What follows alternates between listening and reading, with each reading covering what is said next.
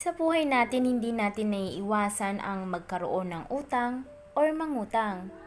Pero ano ba talaga ang obligasyon ng taong nangutang? Hindi ba magbayad? Pero bakit yung iba sa atin ay hirap na magbayad pero madaling mangutang?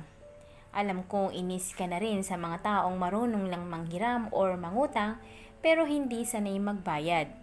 Kaya naman pwede mong subukan ang mga ritual na ito.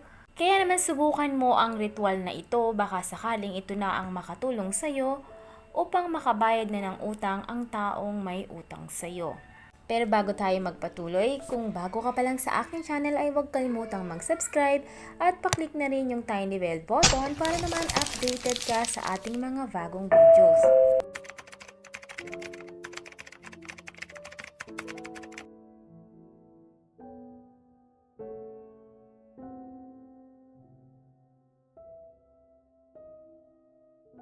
Ito po yung mga kakailanganin natin sa ritual. Kumuha ng isang piraso ng papel, maliit na garapon, 3 karayom, pulot o honey at isang birding kandila. Isulat ang buong pangalan ng taong may utang sa'yo. Kapag sinabi natin buong pangalan, kailangan po nandun yung first name niya, middle name niya at saka yung kanyang apelyido. Hindi lang po initial, bawal po ang initial lang, okay? O yung nickname, kailangan po buo ang pangalan. At pagkatapos itusok ang 3 karayom sa papel. Ilagay ang papel na may karayom sa loob ng garapon at saka ito patakan ng honey. Takpan ng garapon, ilagay ang birding kandila sa ibabaw ng takip at saka ito sindihan. Hayaang matunaw ang kandila sa ibabaw ng garapon. At pagkatapos, ilagay nyo na ang garapon pagkatapos nyong gawin ito sa ilalim ng mesa. Ang ritual na ito ay dapat gawin sa hating gabi ng Biyernes. Hindi pwede sa ibang araw at oras. Maliwanag po ba?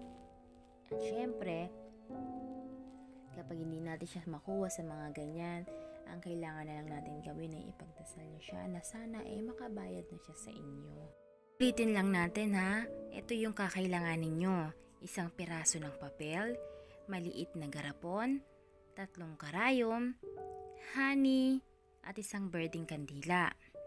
Isulat ang buong pangalan ng taong may utang sa'yo at kapag sinabing buong pangalan, dapat meron siyang first name, middle name at apelyido.